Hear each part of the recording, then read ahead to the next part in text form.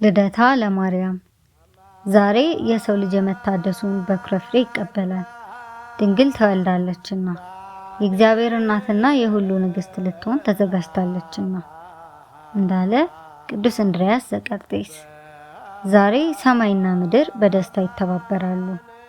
እግዚአብሔርን በስጋ ልትወልድ የተመረጠችው፣ በአባቶች ትንቢት የተነገረችው፣ በነቢያት የተመሰገነችው የዓለም ተስፋ የሆነች ቅድስት ድንግል ማርያም ተወልዳለችና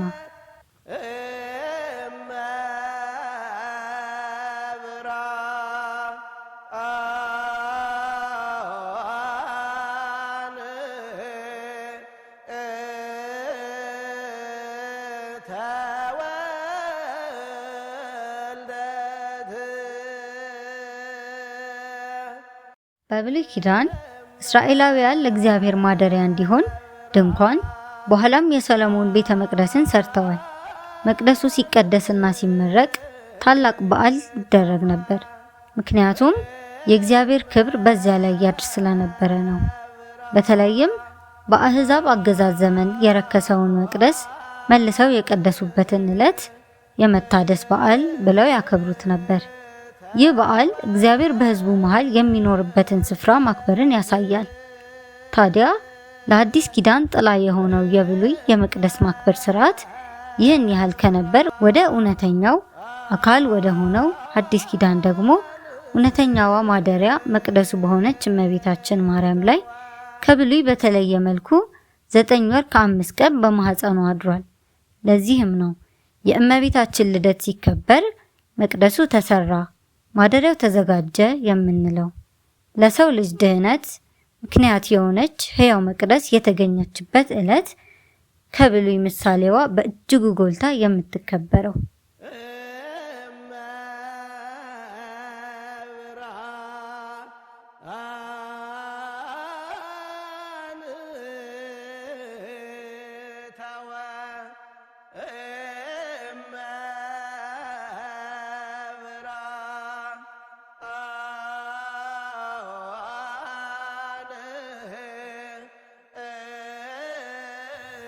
የእመቤታችንን የዘር ሐረግ ወደ ኋላ 7 ትውልድ ስንቆጥር ቴክታና ጴጥሪቃ የተባሉ ባልና ሚስትን እናገኛለን። እኒህ ባልና ሚስት እግዚአብሔር በሀብት የባረካቸው ባለጸጋ የነበሩ ቢሆንም ልጅ መውለድ ባለመቻላቸው እያዘኑና እየተከዙ እግዚአብሔር ልጅ ይሰጣቸው ዘንድ መለክሶ ይለምኑት ነበር። ታዲያ አንድ ቀን ነጭ እንቦሳ ከበረታቸው ስትወጣ እንቦሳይቱ እንቦሳ እየወለደች እስከ 6 ትውልድ ድረስ ስትደርስ 6ኛይቱ ደግሞ ጨረቃን፣ ጨረቃዋም ፀሐይን ስትወልድ በሕልም ተመለከቱ። እነርሱም ይህን ሕልም ይፈታላቸው ዘንድ በሀገራቸው ወደ ነበረ ሕልም ፈቺ ሄደው ነገሩት። እርሱም እንቦሳ የተባሉት ልጆች፣ ጨረቃ የተባለች ደግሞ ከፍጡራን በላይ የምትሆን ልጅ ትወልዳላችሁ፣ ነገር ግን የፀሐዩ ነገር አልተገለጠልኝም አላቸው። እነርሱም ጊዜ ተርጉመው ብለውት ሄዱ። ከዚያም በኋላ ልጅን ወለዱ። የልጃቸውም ስም ሄኤሜን ብለው ጠሯት። ሄኤሜን ማለት የተሳልኩትን አገኘሁ፣ የተመኘሁትን አገኘሁ ማለት ነው። ሄኤሜን ደርዴን፣ ደርዴ ቶናን፣ ቶና ሲካርን፣ ሲካር ሄርሜላን፣ ሄርሜላም አምላክን የወለደች የድንግል ማርያም እናት ሐናን ወለደች። ሐና ማለት የእግዚአብሔር ስጦታ ማለት ነው። ሐና አባቷ ማጣት ሲባል እናቷ ደግሞ ሄርሜላ ትባላለች። ቅድስት ሐና ሶፊያና ማርያም የሚባሉ 2 እህቶች ነበሯት። ሐናም ለአካለ መጠን ስትደርስ ከይሁዳ ነገድ የሆነውን ኢያቄምን አገባች። ሐናና ኢያቄምም በትዳራቸው እግዚአብሔርን እያከበሩ ለ20 ዓመታት ኖሩ። ነገር ግን ልጅም ባለማግኘታቸው ሁለቱም ያዝኑና ያለቅሱ ይተክዙም ነበር። እግዚአብሔርንም በእንባ ይለምኑት ነበር። ጻድቁ ኢያቄምም መስዋዕትን ሊያቀርብ ወደ መቅደስ በሄደ ጊዜ አይሁድ ልጅ አለመውለድን እንደ እርግማን ያዩት ስለነበር መስዋዕት እንዳያቀርብ ይከለክሉት ነበር።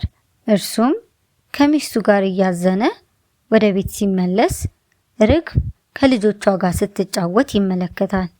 በዚህ ጊዜ ቅድስት ሐና አዕዋፍ እንኳን ልጆች አሏቸው፣ እኔ ግን ልጅ የለኝም ስትል አለቀሰች። ከዚህ በኋላ ሁለቱም አብረው ጾምና ጸሎት ያዙ። የእግዚአብሔር መልአክም ተገልጾ እግዚአብሔር ጸሎትህን ሰምቶልሃል፣ ሚስትህም ልጅ ትወልድልሃለች አለው ለቅዱስ ኢያቄም።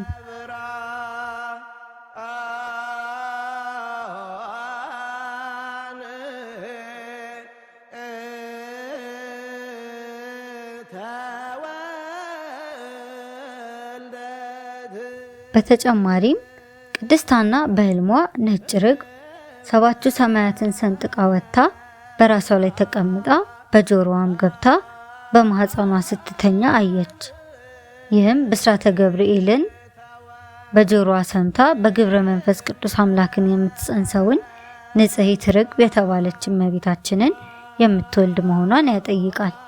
ኢያቄምም በተመሳሳይ 7ቱ ሰማያት እንደ መጋረጃ ተገልጠው ከ7ኛው ሰማይ ነጭ ወፍ ወርዶ በራሱ ላይ ሲቀመጥ አየ። ይህም እግዚአ ዓለማት የሆነ ዓለሙን በቃሉ ያጸና አማኑኤል ከእርሱ ዘር እንደሚወለድ ያስረዳል። ሁለቱም በሕልም ያዩትን በመግለጥ ተነጋገሩ፣ እግዚአብሔርንም አመሰገኑት። እመቤታችን በማኅፀን ሳለች ያደረገችው ተአምሯ ተነግሮ ተቆጥሮ የማያልቀው እመቤታችን ቅድስት ድንግል ማርያም ተአምር ማድረግ የጀመረችው ገና በማኅፀን ሳለች ነበር። ከነዚህም ተአምራት መካከል አንዱ ለሐና የአጎቷ ልጅ የነበረ ሳሚናስ የሚባል የጦሊቅ ልጅ ነበር። ታዲያ ይህ ብላቴና ከአጎቱ ከኢዶቅ ቤት ሳለ በዚያው ሞተ። ዘመዶቹም ሊቀብሩት በአልጋ ይዘውት እየሄዱ ሳለ ሐናም ዘመዷ ነውና ለማልቀስ ከለቅሶ ቦታው ስትደርስ ዘመዶቿ ሁሉ ተሰብስበው ሲያለቅሱ ቆዩት። እርሷም አብራ እየዞረች ስታለቅስ ጥላዋ ሲያርፍበት መግነዝ ፍቱልኝ ሳይል ከሞተበት ብድግ ብሎ ተነሳ። ለእውነተኛ ፀሐይ እናቱ የሆንሽ እመቤቴ ምስጋና ይገባሻል ብሎ በማኅፀን ላለችው ለእመቤታችን ሰገደላት። ከዚያ የነበሩ አይሁድም ምነው ሳሚናስ ምን አየህ? ምን ትላለህ? አሉት። እርሱም ከሐና የምትወለደው ሕፃን ሰማይና ምድርን ዓለምን ሁሉ የፈጠረ አምላክን ትወልዳለች እያሉ መላእክት ሁሉ ሲያመሰግኗት ሰማኋቸው። እኔንም ከሞት ያስነሳችኝ እርሷ ናት አላቸው።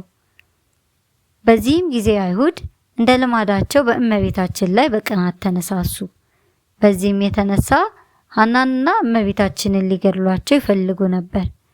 እመቤታችን የተወለደች የእመቤታችንን የልደት ቦታ በተመለከተ የተለያዩ መዛግብት የተለያዩ ቦታዎችን ይጠቁማሉ። ከነዚህ መካከል የሮማ ካቶሊክ የእመቤታችንን የልደት ቦታ በተመለከተ 2 ቦታዎችን ትጠቅሳለች። አንደኛው የእመቤታችን የልደት ስፍራ በተበሰረችበት በናዝሬት ነው በማለት ይጠቅሳል። ሁለተኛው ደግሞ ከ3ኛው ክፍለ ዘመን ወዲህ የማርያም መግቢያ ተብሎ በሚታወቀው በኢየሩሳሌም የቅድስት ሐና የክሩሲድ ቤተክርስቲያን በታች እንደተወለደች ይናገራል። ሌላው ደግሞ በግብጽ ስንክሳር ላይም በተመሳሳይ በናዝሬት እንደተወለደች ይጠቅሳል። የኢትዮጵያ ኦርቶዶክስ ተዋሕዶ ቤተክርስቲያን በመኃልየ መኃልይ ምዕራፍ 4 ቁጥር 8 ላይ ሙሽራዬ ሆይ ከሊባኖስ ከኔ ጋር ነይ በማለት የተነገረውን መሰረት በማድረግ ከገሊላ በስተሰሜን ከፊንቄ ደግሞ በስተምስራቅ በምትገኘው ሊባኖስ እንደተወለደች ታስተምራለች። ከነገረ ድህነት አንጻር ትልቅ ቦታ ያለውን የእመቤታችንን የቅድስት ድንግል ማርያምን ልደት የኢትዮጵያ ኦርቶዶክስ ተዋሕዶ አማኞች በአብዛኛው ከቤት ውጪ በደጅ ሲያከብሩት ይስተዋላል። በዚህም ጊዜ ምዕመናን በደጅ ላይ በመሆን ንፍሮ እየበሉ ያከብራሉ። ይህም የሆነበት ምክንያት የእመቤታችንን መወለድ የተቃወሙ አይሁድ ኢያቄምና ሐና እንዲሰደዱ ባደረጉ ጊዜ የእመቤታችን ወላጆች ንፍሮና ጥራጥሬ ነበር የያዙት። ይህንንም በማሰብ አማኞች በደጅ ላይ በመሆን የልደቷን ስደት ንፍሮ በመብላት ደግሞ በስደቷ ጊዜ ንፍሮንና ጥራጥሬ መብላቷን ያዘክራሉ።